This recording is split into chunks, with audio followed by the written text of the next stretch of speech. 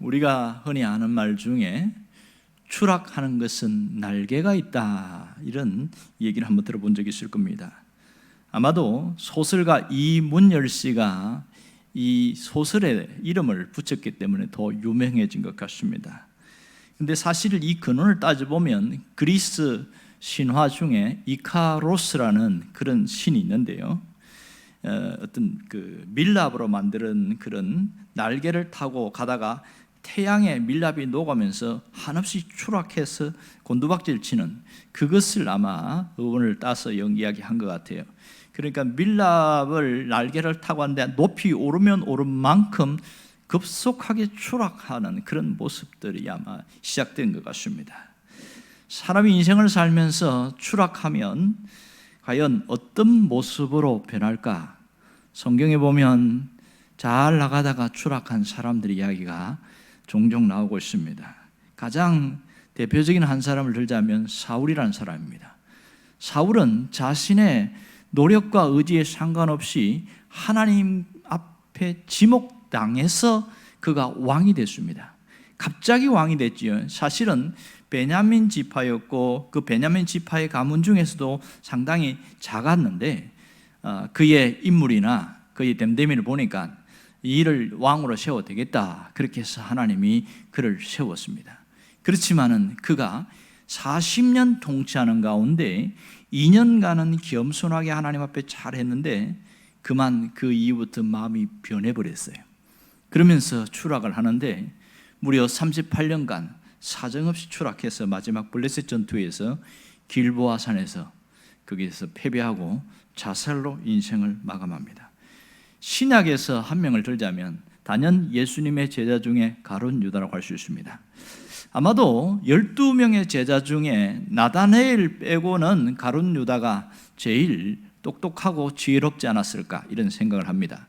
그는 남들보다 셈에 밝았기 때문에 예수님이 특별히 재정부장으로 맡겨서 3년 동안 함께 일했습니다.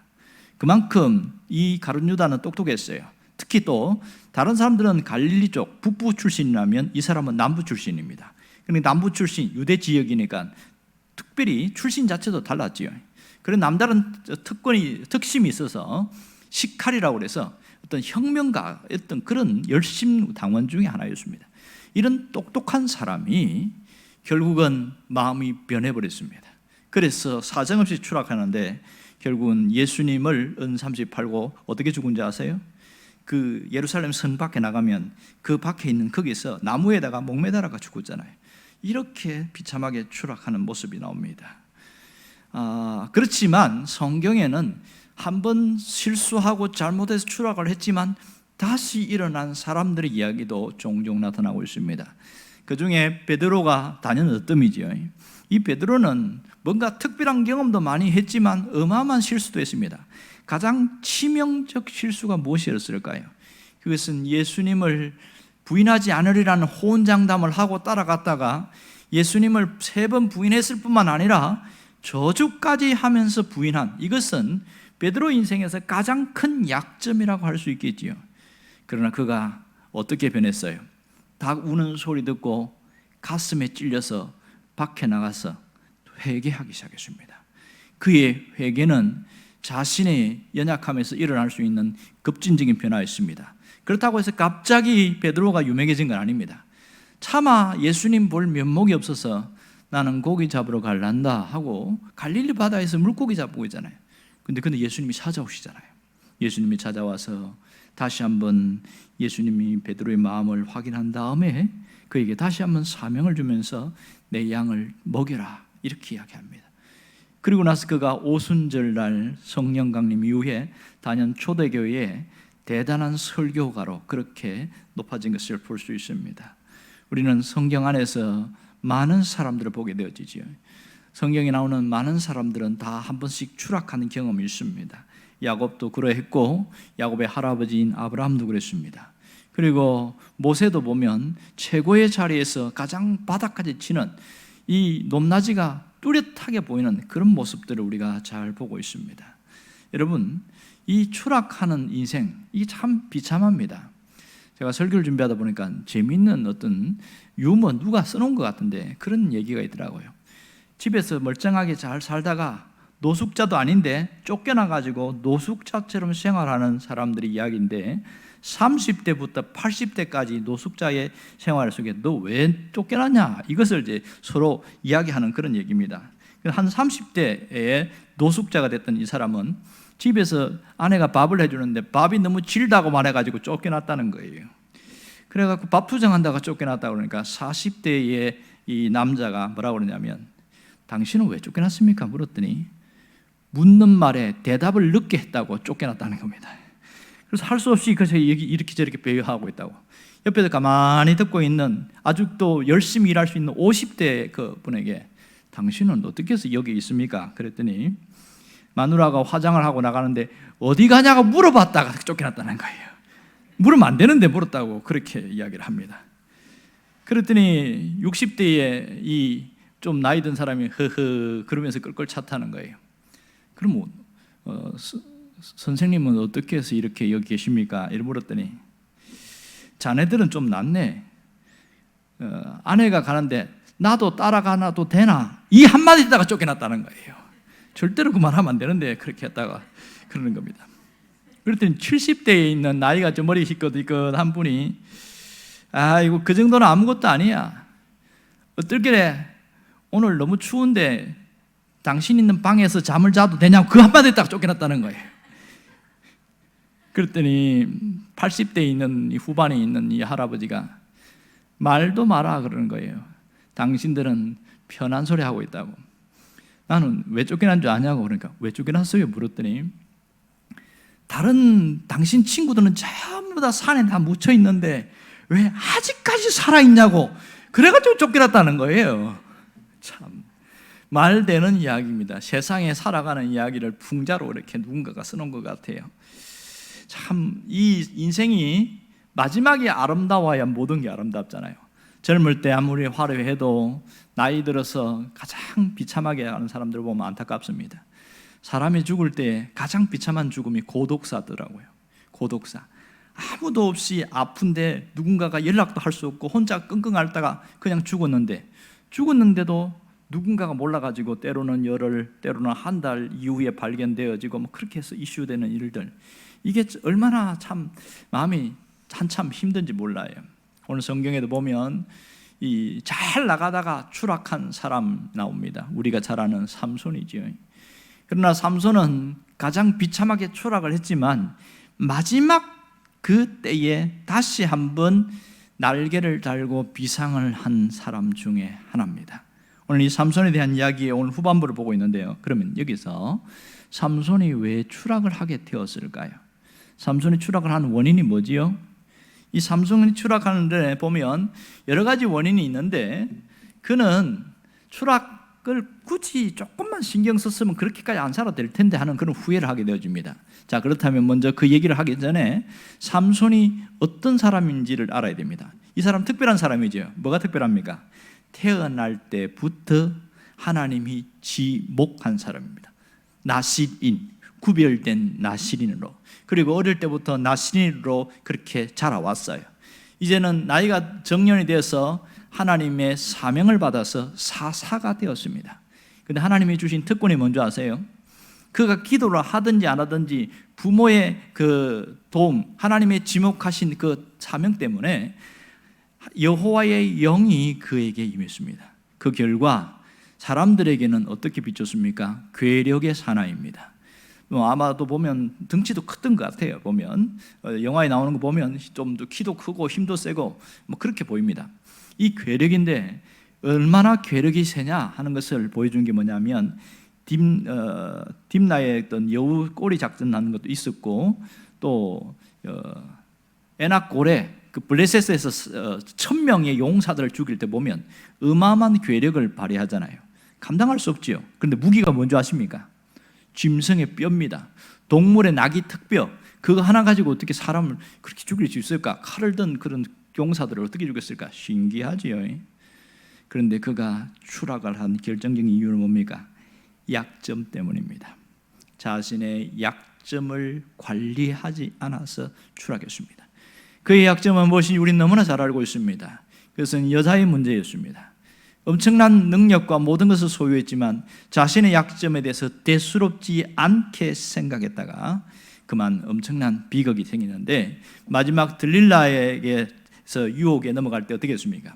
이미 사람들이 배치되어 있어요. 들릴라는 엄청난 금액의 돈을 매수를 해가지고 삼손의 힘만 빼게 해주라, 나머지 우리가 다 할게. 그래서 어마어마한 돈, 평생 먹고도 살고 또 남을 만큼의 돈을 그렇게 받고 들릴라에게 품에서 꼼짝없이 잡혀서 두 눈 뽑혔잖아요. 머리 다 밀리고.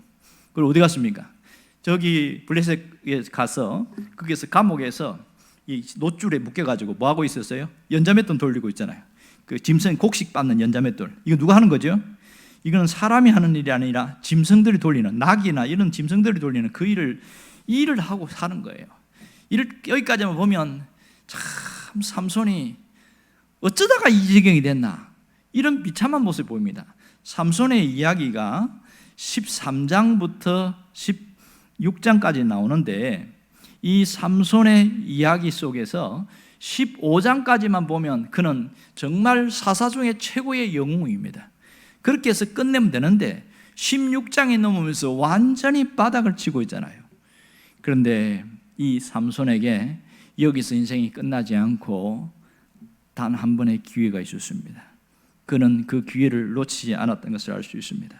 자, 삼손이 이 한 번의 기회를 어떻게 했을까요? 자기가 여기서 살 수 있는 방법이 뭘까? 그것이 28절에 나옵니다. 그가 다시 일어날 수 있는 기회가 28절인데 함께 보세요. 삼손이 여호와께 부르짖어 이르되 주 여호와여 구하옵나니 나를 생각하옵소서. 하나님이여 구하옵나니 이번만 나를 강하게 하사 나의 돈을 뺀 블레셋 사람에게 원수를 단번에 갚게 하옵소서 하고, 여기에 삼손이 비상할 수 있는 결정적인 이유를 이야기하고 있습니다. 여기서 두 번 언급되는 단어가 뭐냐면 구하옵나니. 앞에도 보세요. 여호와께 부르짖었다고 그러죠. 그리고 주 여호와여 구하옵나니 그렇게 이야기하고, 또 하나님이여 구하옵나니. 자, 이렇게 반복된 거 보면 삼손이 한 번 기도했다는 건가요? 여러 번 했다는 거예요? 당연히 후자가 맞지요. 여러 번 기도했다는 것을 알 수 있습니다. 그는 가장 절망적인 상황에서, 가장 비참한 상황에서 여호와 하나님을 찾았습니다.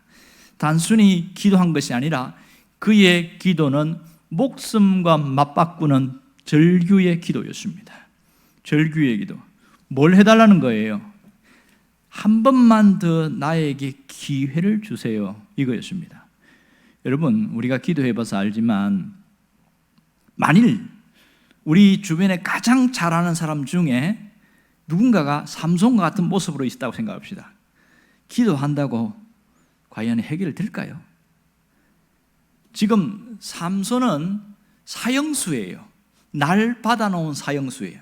그런데 정확하게 언제인지는 모르지만 날 받아놨어요. 이때가 마지막 다곤 신전에서 큰 신전의 축제가 벌어지는 그때에 수많은 사람이 신전에 모였습니다. 고관 대작들과 거기에 있는 방백들, 귀족들 다 모였고, 오죽하면 신전의 지붕 위에까지 올라가서 이 삼손이 제주 부리는 거 보는 거예요. 제주 부리는 것이 끝나고 나면 공개석상에서 그를 죽입니다. 사형시킨단 말이에요. 그 일을 계획되었어요. 이런 상황에서 그가 다시 뭔가 할 수 있을, 누가 알겠어요? 불가능하지요. 자, 보세요. 두 눈 빼졌어요. 노줄로 묶여 있지요. 뭘 하겠냐고요. 아무것도 할 수 없어요. 그런데 삼손이 마지막에 비상했다는 것을 오늘 성경에서 보여주고 있지요. 몇 절입니까? 30절 함께 읽어봅시다. 삼손이 이르되 블레셋 사람과 함께 죽기를 원하노라 하고 힘을 다하여 몸을 굽히매 그 집이 곧 무너져 그 안에 있는 모든 방백들과 온 백성에게 덮이니 삼손이 죽을 때에 죽인 자가 살아있을 때에 죽인 자보다 더욱 많았더라. 여기에서 삼손이 자기 사명 마지막까지 감당했다는 것을 보여줍니다. 단순히 숫자만 많다는 그런 정도가 아니고요, 여기서 죽은 사람들은 그 블레셋 지역의 주요 인물, 주요 인사들, 많은 사람들이 거의 다 죽어버린 거예요. 이 굉장히 충격적인 사건입니다.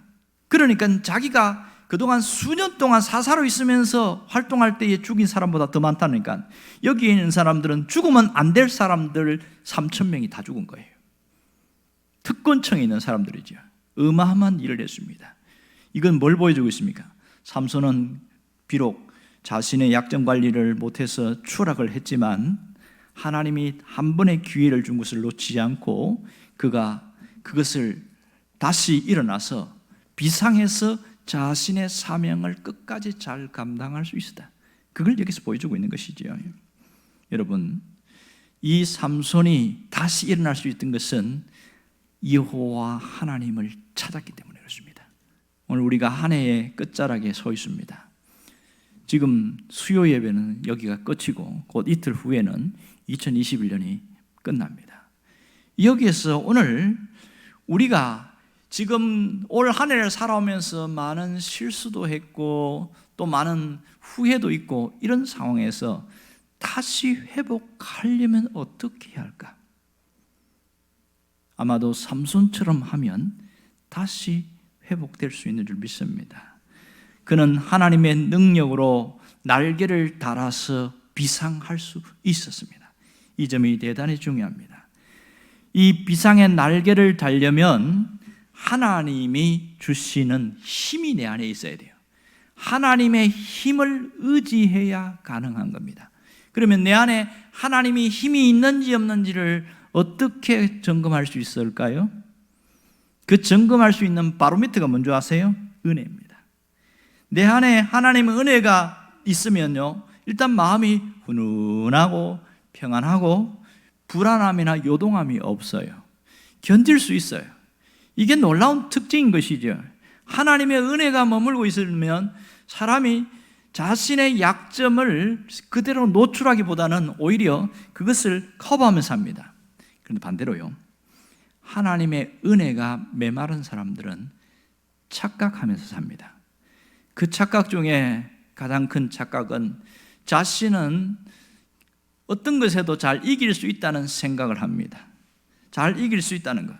그리고 자기 힘으로 해도 괜찮다. 얼마든지 헤쳐나갈 수 있고 이 정도는 얼마든지 이길 수 있다. 그렇게 생각하고 살아갑니다. 물론 괜찮을 수는 있겠지요. 그러나 결정적인 순간에 오면 쉽게 무너지고 넘어집니다. 결국은 하나님의 은혜가 메마르면 무엇이 사라졌을까요? 영적인 감각을 잃어버려야 돼요. 무감각해져요. 지금 굉장한 위험한 일들이 눈앞에 있는데 그걸 보는, 그걸 아는 느낌이 완전히 무너진 거예요. 누구처럼? 삼손처럼. 삼손이 보세요. 수도 없이 여러 번의 기회 속에서 영적인 감각만 살아있더라면 마지막 순간에는 그가 벌떡 일어나서 그가 탁 떠치고 나왔다면 이렇게 비참하게 두 눈에 빼이지는 않았을 겁니다. 들리다가 여러 번에 걸쳐서 실험하잖아요. 그냥 줄 갖고, 밧줄 갖고 묶으라고도 해보고, 그리고 또 그다음에 머리카락 갖고 이렇게 배씨를 짜보라고도 하고, 이래도 저래도 괜찮았거든요. 괜찮은 줄 알다가 진짜 진심을 구하잖아요. 그러면서 머리카락 7가닥을 밀면은 내 힘이 없어진다. 여러분, 삼손이 머리카락 7개를 빼서 힘이 없어진 겁니까? 하나님이 떠났기 때문입니까? 두 번째지요.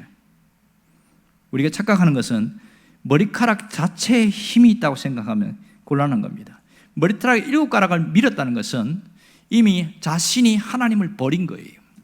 그래서 하나님도 그와 함께 하지 않았습니다. 하나님이 떠난 이후에 삼손은 무기력한 자가 되었습니다. 왜 여기까지 왔을까요? 영적인 감각을 잃어버렸기 때문에. 위험의 상황에 직면해서도 내가 얼마나 지금 위험의 상황에 있는지를 모르고 있는 거예요. 그러나 하나님의 은혜가 부어진 자는 하나님이 주신 특권이 뭐냐면 영적인 감지력이에요. 내가 이거 하면 안 되겠네. 하나님이 사인을 딱 준단 말이에요. 그럴 때 이게 순종을 한단 말이에요. 그러면 그것 때문에 어마어마한 고생하지 않아도 됩니다. 여러분이 하나님의 은혜가 내 머물 수 있기를 주의 이름으로 축원합니다. 다시 한번 비상하려면 어떻게 하면 될까요? 하나님께 부르짖는 것이 답입니다. 하나님께 단순한 기도가 아니라 이 기도는 생명을 건 기도죠. 하나님께 부르짖었을 때에 그는 놀라운 은혜가 있었습니다. 28절에 보면 내가 부르짖느니 주 여호와여 구하옵나니 하나님이여 구하옵나니, 반복하고 있는 걸 가만히 보세요.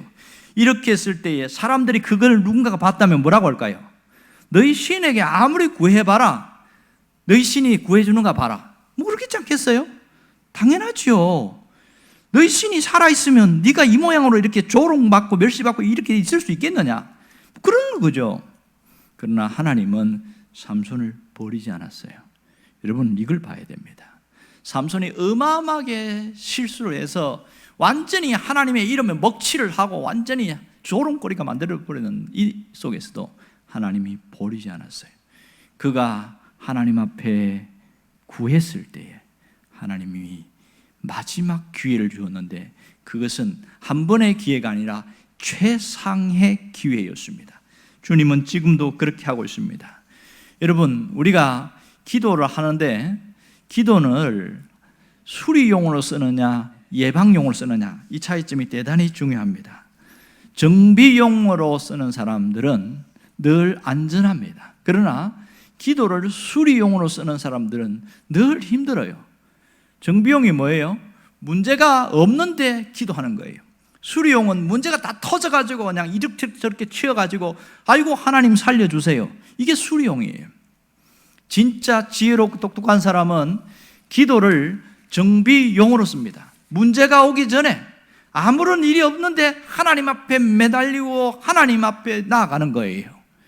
그러나 정말 어리석은 사람은 기도를 수리용으로 사용한다는 겁니다.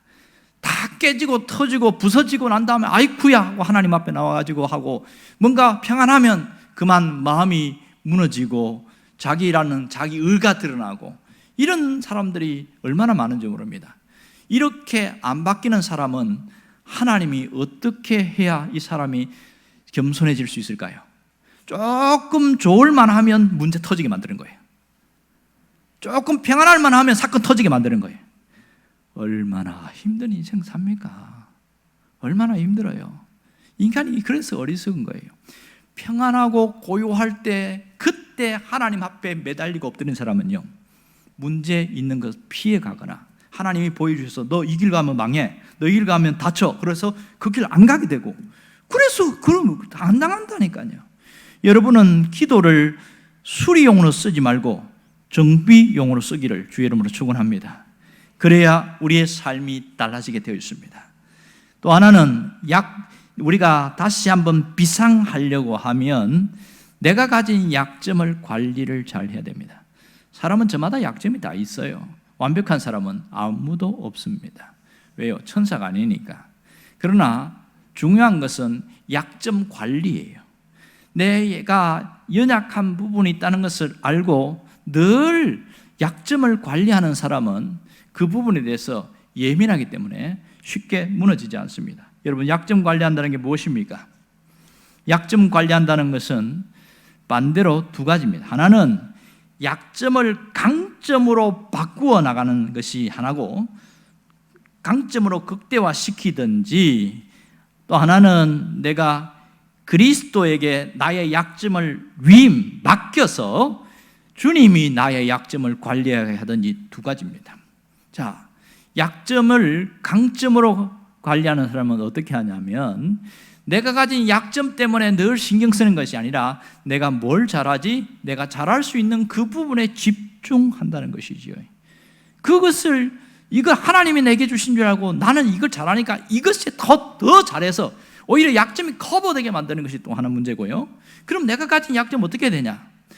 내가 가진 약점 평생 죽을 때까지 이거 완전히 회복할 수 없습니다. 강점보다 못하다는 겁니다. 그것은 그리스도를 더욱 의지하는 것이 비결입니다. 내가 연약한 줄 알고 늘 주님을 의지하고 나가고 이 약점을 주님께 맡기면서, 주님 나는 연약한 존재이니까 주님이 도와주세요, 알아서 해주세요. 그럴 때에 주님이 그곳에 머물기 때문에 사단이 그 약점으로 우리를 흔들 수가 없습니다.